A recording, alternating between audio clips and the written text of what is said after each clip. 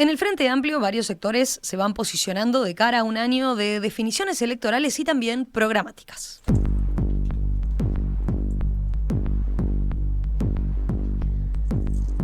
El miércoles de la semana pasada se presentó en público la nueva corriente Izquierda y Libertad, un agrupamiento integrado por el Partido Socialista, el Partido por la Victoria del Pueblo, Casa Grande y Movimiento Cambio Frente Amplista. Los sectores que integran esta corriente vienen trabajando juntos hace tiempo en la interna del Frente Amplio. Además, todos apoyaron a Carolina Cose en la campaña que la llevó a la intendencia en el año 2020.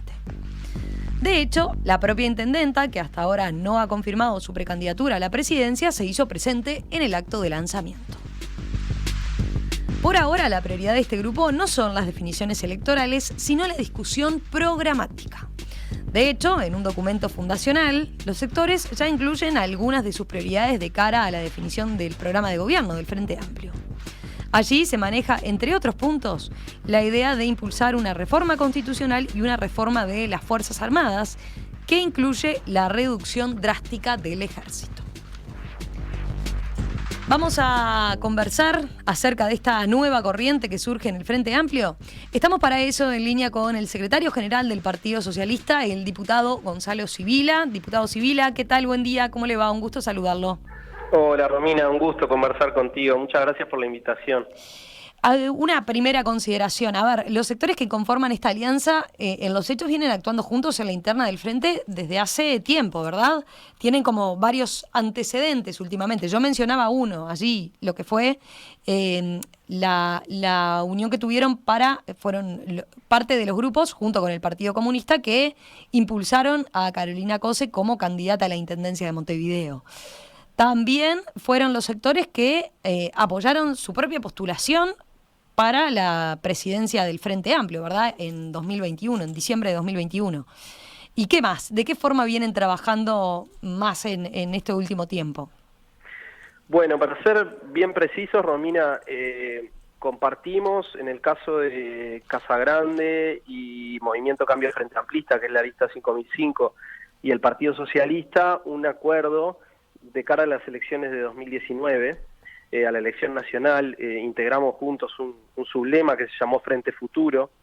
Después en la elección departamental, no todos los grupos fuimos juntos apoyando a Carolina. En realidad la lista 5005 no estuvo dentro de ese acuerdo, pero sí coincidimos todos en la elección interna del Frente Amplio, junto con otros grupos más, en lo que fue en ese momento mi candidatura. Pero yo diría que más allá de las instancias electorales, venimos teniendo una coincidencia de larga data en posiciones políticas, ¿no?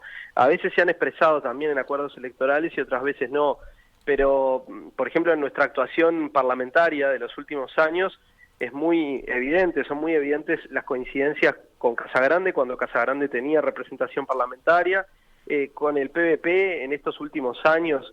En la Cámara de Diputados han sido también coincidencias permanentes en posiciones que muchas veces no han sido las mayoritarias dentro del Frente, pero que hemos defendido juntos. Hemos coincidido también en temas vinculados a la gestión de los gobiernos departamentales, pero sobre todo te diría en el accionar social, en el accionar parlamentario y en el accionar dentro del Frente Amplio como fuerza política, ¿no? Hemos presentado propuestas juntos, una que creo que es bastante emblemática, por lo menos para nosotros, es la referida al tratamiento de la reforma jubilatoria en el plenario del Frente, junto con estos grupos y con algunos grupos más, porque en general siempre hemos compartido las distintas iniciativas con otros grupos y con militantes de base, sobre todo, planteamos la visión de que no debíamos ingresar en la aprobación particular de artículos de la reforma jubilatoria, sino rechazar en general y en particular el proyecto como una señal política contundente de parte del Frente Amplio. No fue la posición mayoritaria y ahora estamos todos trabajando dentro de lo que fue la resolución que el Frente tomó, pero fue una posición que impulsamos juntos. Entonces hay muchos temas en el accionar cotidiano parlamentario y de la fuerza política. Algunos de los temas en los que ha sido notoria la coincidencia son estos que te mencionaba, los temas vinculados también a cooperación internacional en materia de defensa, la participación de Uruguay, por ejemplo, en ejercicios con potencias extranjeras, ejercicios militares me refiero, ¿no? Y bueno, así podríamos seguir una larga lista de temas y aparte una metodología, una forma de hacer que bueno, lo que nos llevó fue a reflexionar sobre la necesidad de traducir esto en una acción política permanente. Eso le quería preguntar, a ver, teniendo en cuenta estos antecedentes que está mencionando, ¿qué implica este paso de crear esta corriente, esta nueva corriente, respecto al vínculo que ya tenían estos sectores, ¿no? Bueno, mira, lo primero que implica es que se consolidaron confianzas, ¿no? Vínculos que ya llevan tiempo, que maduraron. Lo segundo que implica es que nos pareció importante convocar a personas no sectorizadas que veíamos que se sentían identificadas con muchos de los puntos que nosotros estábamos planteando y que a su vez pueden enriquecer mucho la propuesta. Entonces, para poder hacer esa convocatoria y que no dependiera de cada uno de los sectores, nos pareció importante también esto. Y tercero, y no menos importante, te diría que es la convicción de que el Frente Amplio necesita sintetizar su diversidad en corrientes de ideas. Es decir, hay una atomización importante dentro del Frente, ¿no? Algunas de las identidades son identidades de larga data, otras más jóvenes. Hay mucho sentido de pertenencia y en ese sentido está muy bien que existan agrupamientos. También es cierto que a veces proliferan muchos agrupamientos y cuesta identificar dónde están los acuerdos y las diferencias ideológicas. Y eso dificulta que el debate se dé justamente en términos de ideas, ¿no? Eso tiene que ver con lo que muchas veces se ha señalado, la atomización dentro del Frente Amplio por la cantidad de sectores y de grupos que se han creado. Claro. Y nosotros lo que buscan entonces es que posicionarse así como está, por un lado, el MPP, por otro lado, bueno, convocatoria sereñista progresista. ¿Ustedes quieren ser otra corriente dentro del Frente Amplio?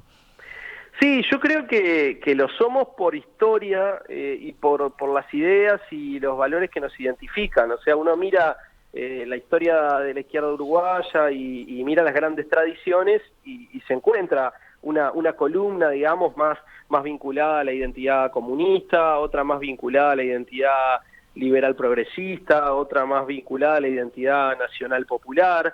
Y bueno, esta mirada es una mirada identificada con una visión socialista, autogestionaria, que se identifica muy fuertemente con el valor de la libertad, de la democracia radical. Buscan, digamos, consolidar, podemos decir, un bloque marcadamente de izquierda dentro del Frente Amplio.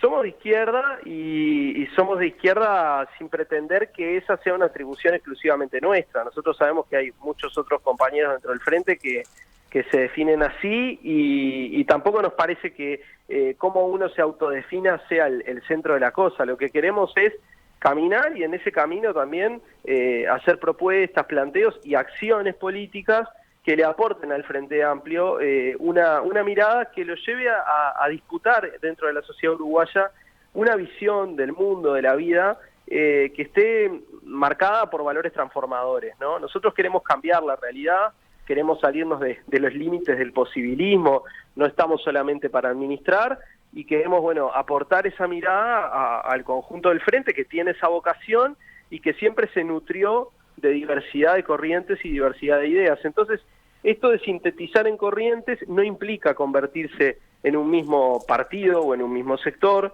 no implica necesariamente acuerdos electorales, lo podrá implicar y ojalá se pueda traducir también en eso porque sería coherente, pero es antes que nada una plataforma para pensar un proyecto de sociedad. Nosotros tenemos muchas coincidencias sobre el proyecto de sociedad y nos parece que ordena al debate del Frente Amplio y al debate de la sociedad en un momento en que los debates de ideas quedan muchas veces en segundo plano porque se prioriza la discusión sobre las personas, sobre los candidatos, a veces hasta los ataques personales. Bueno, poner por encima la discusión de ideas nos parece que esta dinámica de las corrientes, que es una dinámica abierta y es una dinámica a su vez de síntesis de ideas, nos parece que suma mucho. Y como corriente, ¿están conformes con el rol opositor que ha asumido el Frente Amplio? ¿Creen que se debió, por ejemplo, ser más duros con algunos temas, por ejemplo?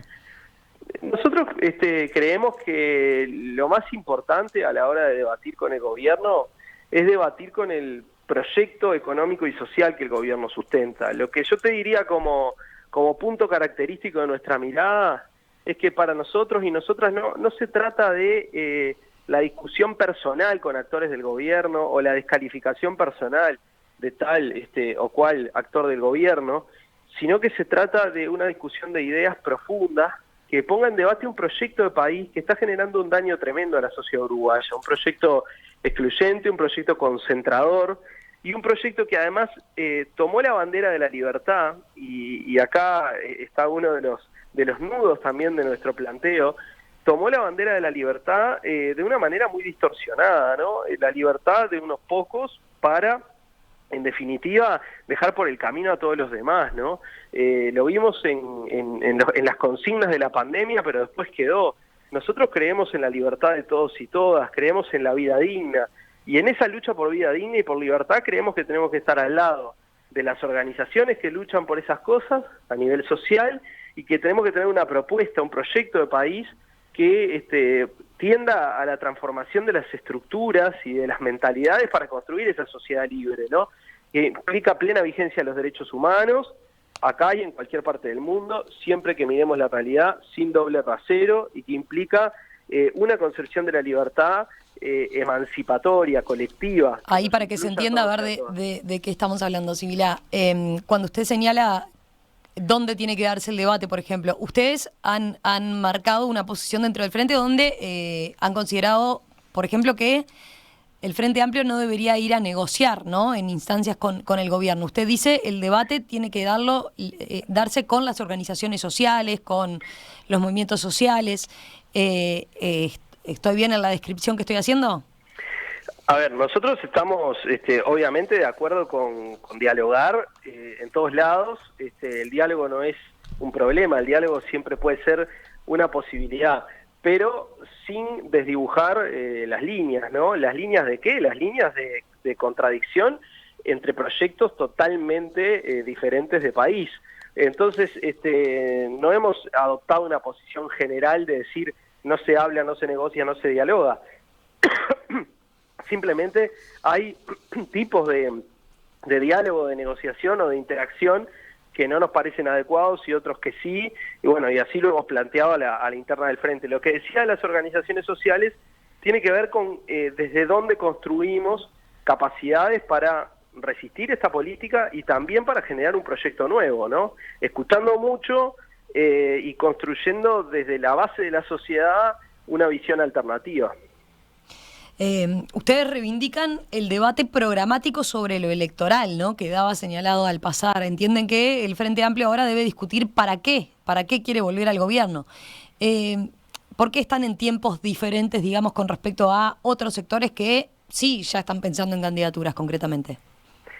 Mira, nosotros creemos que no sería consistente con el planteo que estamos haciendo empezar este debate poniendo candidaturas arriba de la mesa. Nosotros decimos que el debate de ideas está disminuido, que necesitamos discutir más ideas, que necesitamos discutir proyectos, que no podemos poner por delante la discusión sobre las personas respecto de la discusión sobre los proyectos, y entonces queremos ser coherentes con eso. Estamos lanzando una corriente que propone contenidos.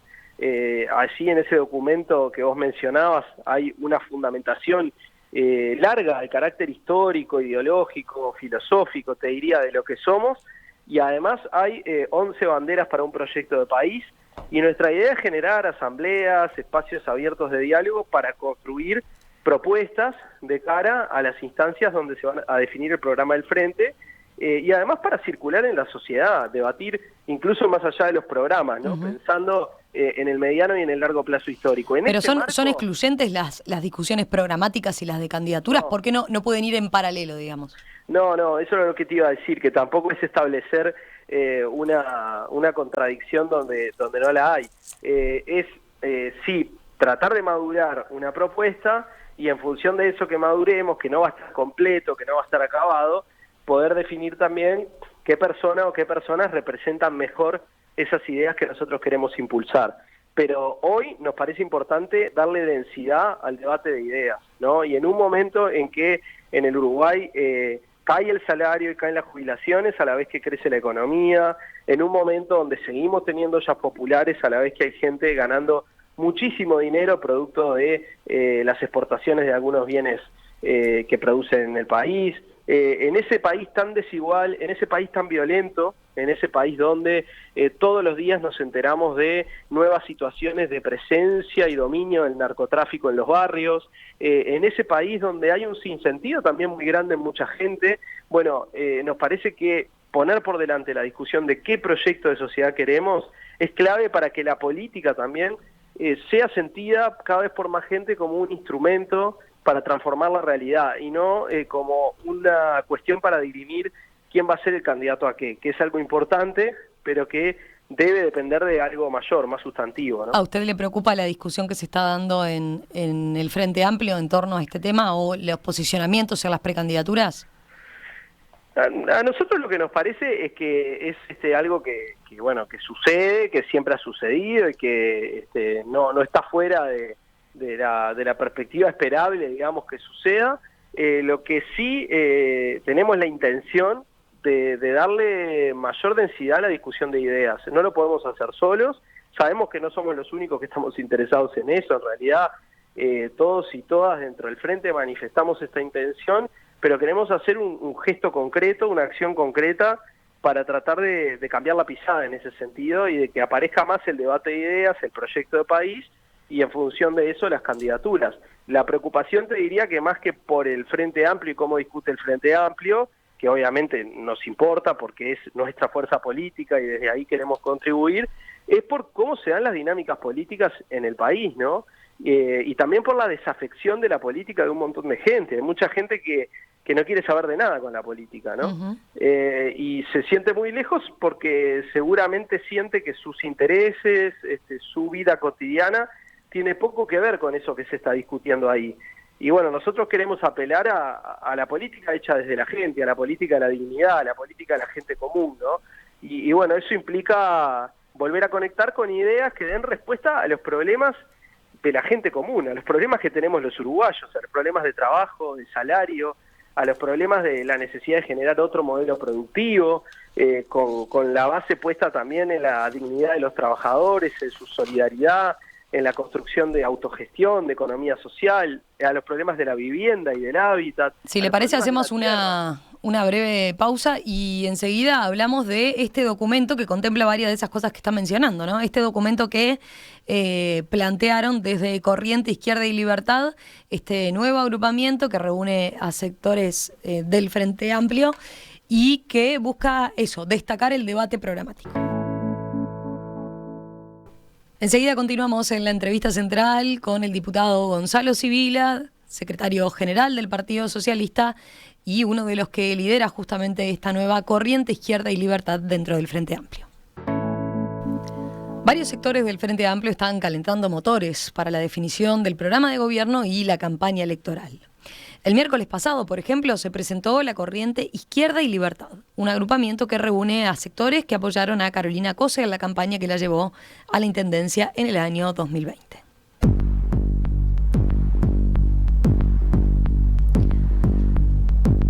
Por ahora, la prioridad de este grupo no son las definiciones electorales, sino la discusión programática. De hecho, en un documento fundacional, los sectores ya incluyen algunas de sus prioridades programáticas, por ejemplo, impulsar una reforma constitucional.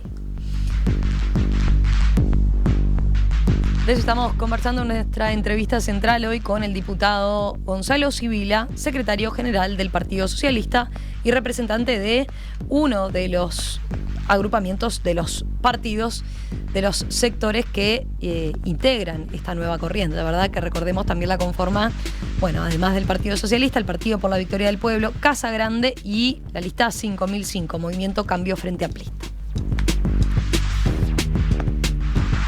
Sibila, veíamos y decíamos en el bloque anterior que ustedes presentaron ya un documento fundacional de esta nueva corriente con propuestas programáticas que incluyen, hago un breve punteo, ¿no?, para que tengan presente los oyentes de qué se trata. Diversificar la producción y ganarle el terreno al gran capital. frenar el extractivismo, soberanía alimentaria y agroecología. 3. Ingreso, trabajo y salario digno. 4. Vivienda popular, cooperativismo y hábitat. 5. Política social comunitaria. 6. Educación, cultura y artes para la libertad. 7. Género, cuidados y paridad. 8. Una democracia construida sobre nuevas bases. 9. Una reforma tributaria de segunda generación, el capital, dice. 10. Una reforma de las Fuerzas Armadas. Y 11. Una reforma constitucional democratizadora. Una primera consideración general. ¿Estas ya son propuestas concretas que ustedes aspiran a incluir en el programa del Frente Amplio? Bueno, como lo decimos ahí, Romina, son 11 banderas para un proyecto de país. Y eso, además de un título, es un concepto, ¿no? Nosotros creemos que los programas tienen que enmarcarse en un proyecto. Y los proyectos no se construyen en 2 años, en 3, tampoco en 5. Los proyectos implican mediana y larga duración. Un proyecto de sociedad supone momentos, fases de desarrollo, y para eso los programas son fundamentales. Entonces, dentro de estas 11 banderas, nosotros creemos que se pueden construir muchas iniciativas programáticas concretas, pero definen la orientación, el sentido de un proyecto de sociedad. Están nutridas, digamos, de esas viejas tradiciones que yo te mencionaba, de las que venimos, del socialismo libertario, de una izquierda fuertemente arraigada en la lucha por la libertad y por la dignidad de la gente, y están nutridas de movimientos muy fuertes hoy en el mundo y en el Uruguay, como ser el movimiento feminista, los movimientos que luchan por la justicia ambiental. Eso también nos identifica como corriente y también se expresa en estas propuestas, que, como te digo, no son iniciativas programáticas concretas ya definidas, sino que son 11 referencias fundamentales de un proyecto de país que se bajan a tierra en iniciativas programáticas, y si los oyentes leen el documento van a ver que en la descripción de estos puntos ya hay una serie de referencias que perfectamente podrían estar incluidas en un programa. Uh-huh. Ustedes aspiran entonces a que efectivamente se dé esta discusión dentro de la interna del Frente Amplio. Ahora, ¿qué viabilidad creen que tienen estas propuestas? Teniendo en cuenta a veces que, bueno, no concitan necesariamente unanimidades dentro de la coalición de izquierda, ¿no? Pienso, por ejemplo, en lo que se menciona como la reforma constitucional que, entre otros puntos, debería eliminar el lucro de la seguridad social. Es sabido, ¿no?, que hay sectores que no se oponen a que existan las AFAPs dentro del Frente Amplio. Sí, el Frente tiene una gran diversidad, eso es parte de su riqueza, y eso a veces también tiene como resultado que no tomemos las definiciones que cada uno de los componentes del Frente por sí mismo propondría, ¿no? Eso es parte de la búsqueda de los consensos y a veces de las decisiones mayoritarias en la fuerza política. Nosotros lo que no queremos es dejar de dar el debate, y estamos convencidos de que si el debate se da con elementos, con fundamentos, podemos también convencer a otros compañeros y compañeras de que algunas de las orientaciones que proponemos, por lo menos estaría bueno intentarlas, ¿no? Pongo algunos ejemplos, porque vos traías el tema de la viabilidad. Bueno, ¿cuán viable es un proyecto de país, un Uruguay que genere igualdad con un modelo productivo como el que tenemos? Esa yo creo que es una primera gran pregunta. Está fuera de la dinámica de tal o cual fuerza política, es una pregunta país. ¿Es viable un Uruguay que iguale, que genere oportunidades para todas y todos, pero que además genere condiciones de igualdad, de vida digna para todas las personas con este modelo productivo? Y a ver, ¿y ahí en qué está pensando de cambio, de que se discuta el cambio de modelo productivo? Ahí estamos pensando en que se lleven adelante políticas públicas dirigidas a estimular la autogestión, el cooperativismo, la asociatividad, formas de producir que estén en línea con los objetivos de distribución, de democratización, de justicia ambiental, que empoderen a los trabajadores, que le ganen terreno a sectores del capital muy concentrados que generan obviamente inversión y generan a partir de esa inversión también ciertos niveles de empleo, pero generan menos empleo del que generan otros sectores que son mucho más intensivos en mano de obra, y además generan muchas veces malas condiciones de trabajo, malos salarios. Entonces nosotros decimos, tenemos que repensar el modelo productivo, tenemos que repensarlo en línea con una visión menos extractivista, una visión que respete además el ambiente, una visión que tenga como primer objetivo, por ejemplo, la soberanía alimentaria del país, en un país donde decía hay gente comiendo en ollas populares y podemos producir alimentos para 10 veces nuestra población.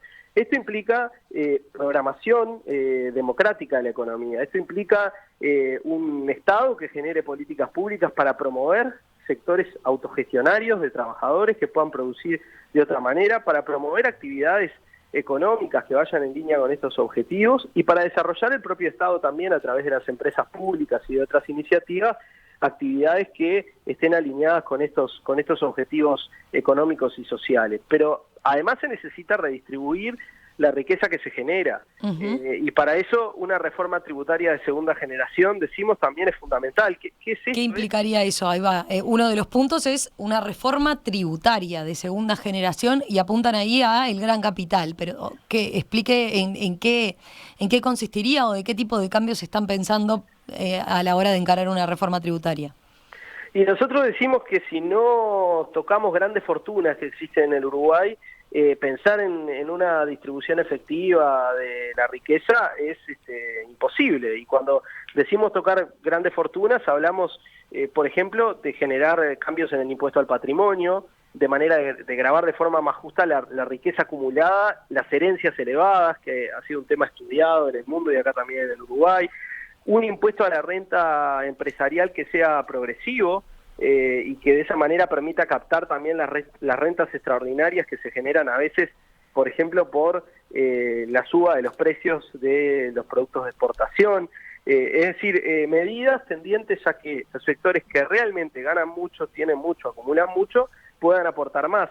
No para hacer inviable su negocio, que no lo va a hacer, sino para que sea una oportunidad de que ese negocio también genere algún efecto compensatorio y positivo para el resto de la sociedad uruguaya, ¿no? Pero no son solamente económicos los temas que traemos. No, pero a ver, ahí hago un parate con respecto a la reforma tributaria que señala.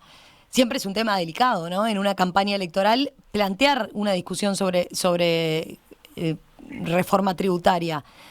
¿Para usted es viable? ¿El Frente Amplio debería poner en su programa de gobierno efectivamente un cambio de este tipo? Digo, teniendo en cuenta como antecedentes lo que ha significado en otras elecciones, ¿no? Cuando se ha hablado y se pone sobre la mesa el tema de impuestos, concretamente porque son sensibles para el bolsillo de los trabajadores, de los votantes en general, ¿no? Sí, bueno, en este caso los trabajadores no tienen nada que ver, porque... No, le entiendo, quise decir en general, ¿no? Estoy pensando en, bueno, el tema de impuestos siempre en una campaña electoral es complejo. Sí, a nadie le gusta pagar impuestos, parece. Pero al margen de eso, en este caso esto va dirigido a un sector muy minoritario de la población. Estamos hablando de que el 90% de los uruguayos, esto lo único que podría hacer es beneficiarlo, justamente por la vía de la redistribución de los recursos, ¿no? Así que nosotros no le tenemos temor a ese debate. De hecho, en los últimos programas del Frente el tema ha estado planteado de distintas maneras. Nosotros quisiéramos formulaciones claras, explícitas, pero bueno, será parte de la discusión de la fuerza política. Lo que te decía es que estas cosas que tienen que ver con la producción y que tienen que ver con la economía, no las planteamos desde un punto de vista economicista solamente, ¿no? Vos mencionabas la referencia que hacemos, por ejemplo, a la agroecología. Esto tiene que ver con una cuestión de cuidado de la naturaleza, de una nueva relación también entre las personas y el ambiente, y también de disponibilidad de bienes básicos, de bienes comunes para una vida digna para todos y para todas. Hablamos de la necesidad de parar con el descarte y generar iniciativas contra las formas poco sustentables que tenemos de consumir. Hablamos de temas vinculados al trabajo y al salario digno. Hablamos de los temas de la vivienda, que son temas fundamentales en el Uruguay hoy. Hablando del trabajo, estoy tratando de encontrar la cita ahora exactamente, pero hablan de directamente repensar, ¿no? Repensar, entre otras cosas, bueno, las formas de trabajo. ¿Están dispuestos a instrumentar cambios en ese sentido? Sí, totalmente. Se están produciendo cambios en el mundo del trabajo, cambios muy, muy grandes, y a nosotros nos parece que esos cambios, que muchas veces tienen efectos negativos sobre mucha gente, si los tomamos desde la perspectiva de un proyecto que ponga el centro en la gente, pueden ser también una oportunidad. una oportunidad de generar nuevas formas de trabajo asociativo, de pensar también en la necesidad de que las personas puedan tener un ingreso digno, garantizado, independientemente de los vaivenes del mercado laboral, de pensar también en formas más saludables de trabajo, en la reducción de la jornada laboral. A eso iba, eso es lo que le iba a preguntar. ¿Piensan en reducción de jornada laboral directamente? Sí, pensamos que la reducción de la jornada laboral es algo perfectamente posible hoy. ¿En qué se basan ahí? ¿En lo que tiene que ver con experiencias de las 4 jornadas, 4 días de trabajo en una semana, o en reducción directamente de las 8 horas? Esto puede tener distintas modalidades, ¿no? En general se piensa en la cantidad de horas de trabajo semanal y cómo se reduce, pero puede llevarse obviamente a las jornadas diarias, ¿no? A las jornadas propiamente dichas. La viabilidad de esto tiene que ver, entre otras cosas, con la incorporación de tecnología a la producción. Nosotros decimos, se incorpora mucha tecnología a la producción, democraticemos lo que genera la incorporación de tecnología. Si la incorporación de tecnología solamente produce más ganancias para unos pocos, no es negocio para la mayoría de la población, ¿no? Entonces, ¿cómo democratizamos esa plusvalía tecnológica, esa ganancia producto de la tecnología? Bueno, hay varias vías, algunas podrían ser en el marco, por ejemplo, de una reforma de la seguridad social en serio, discutir los aportes que puedan hacer los sectores patronales por la incorporación de tecnología al sistema de seguridad social, pero otra es la reducción de la jornada de trabajo. Si aumenta la productividad, producto de la incorporación de tecnología, es legítimo pensar que las personas trabajemos menos horas y no más años también, como se nos quiere imponer, ¿no? Esto se está haciendo en otros países del mundo y nos parece que es importante. Hablamos también de la importancia de generar garantías para que las personas que tienen responsabilidades de cuidados de personas dependientes puedan llevarlas adelante y que eso sea compatible con el trabajo. Esto afecta sobre todo a las mujeres y queremos que el Estado también lleve adelante una política de cuidados sólida, vigorosa, para alterar esa división sexual del trabajo tan injusta que pone a las mujeres muchas veces a cuidar y las deja por mucho tiempo fuera del mercado de trabajo, en un trabajo no remunerado y no reconocido, que nosotros creemos que tiene que ser valorado socialmente. Así que respecto del tema del trabajo hay allí muchos elementos, además una referencia insistente al tema de la economía social y solidaria, del cooperativismo, que es también una seña de identidad nuestra por esta visión autogestionaria de la que te hablaba desde el inicio. Le planteo otro de los puntos. Usted mencionaba varios de los aspectos en lo que tiene que ver con las formas asociativas de trabajo, los salarios, los cuidados, el modelo productivo.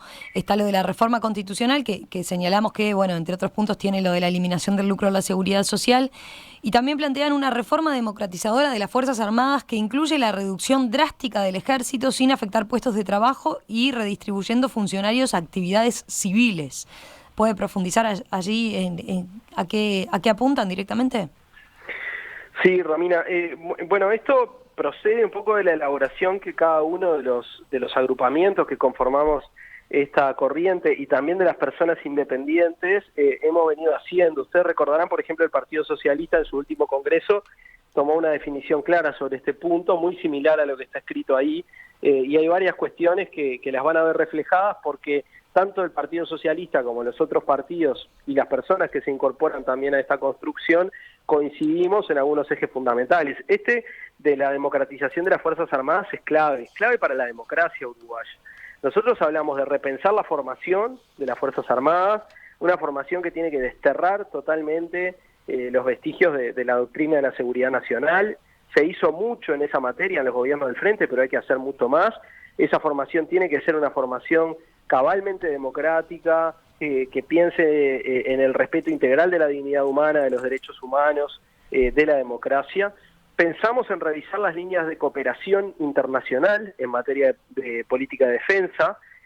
Muchas veces la cooperación con potencias extranjeras, sobre todo, es un vehículo para generar, inocular ciertas doctrinas o ciertas teorías sobre la forma de entender el rol de las Fuerzas Armadas que nosotros no compartimos. Pensamos en un énfasis regional, en unas Fuerzas Armadas focalizadas en las tareas de cuidado de las fronteras, del espacio aéreo y del espacio marítimo, que son sus tareas esenciales, y para eso creemos que es necesario rediscutir la dimensión de cada una de las fuerzas, ¿no? El ejército está totalmente sobredimensionado en el Uruguay. Si uno mira en general la relación entre efectivos militares y población, bueno, es más alta esa relación, es decir, hay más efectivos militares por habitantes en Uruguay que en Estados Unidos, o sea, es realmente una cosa alarmante, no tiene ninguna justificación desde el punto de vista de las necesidades que tiene el país, ¿no? Y esto se da sobre todo por una hipertrofia, por una sobredimensión del ejército, que tiene muchas explicaciones políticas, territoriales, etcétera. Bueno, nosotros creemos que eso hay que cambiarlo. Entonces parte de la transformación de las Fuerzas Armadas implicaría una mayor especialización de los efectivos militares en los temas que les competen, también en el uso de recursos y de tecnología para llevar adelante esas tareas, y una redimensión de las fuerzas, en este caso readecuando el ejército y redistribuyendo esos trabajadores a otras tareas, porque sabemos también que el ejército es una fuente de trabajo para mucha gente, ¿no? Y ese aspecto no podemos obviamente dejarlo de lado. Se trata de trabajadores y trabajadoras y no hay ninguna animosidad con esas personas, que ese es el otro tema. Nosotros tenemos una discrepancia muy fuerte con la ideología militarista, no con las personas que están dentro de las Fuerzas Armadas, y esos trabajadores, trabajadoras, deben tener también un destino en el que aporten a la sociedad, como lo hacen muchas veces haciendo tareas incluso dentro de las Fuerzas Armadas que no son de competencia de las Fuerzas Armadas, ¿no? A la vuelta de la pausa le traslado algunas de las preguntas que nos llegan, por ejemplo, desde la audiencia en torno a, bueno, cómo llevar a cabo algunas de estas iniciativas que ustedes como nueva corriente dentro del Frente Amplio buscan que se discutan, buscan plantear e incorporar en el programa de gobierno. Continuamos en la entrevista central de En Perspectiva esta mañana con el diputado Gonzalo Sibila, secretario general del Partido Socialista, uno de los partidos que integra esta nueva corriente que surgió dentro de la izquierda, que se presentó la semana pasada y que se llama Corriente Izquierda y Libertad. Un agrupamiento que, además del Partido Socialista, reúne al PVP, reúne a Casa Grande y a la lista 5005.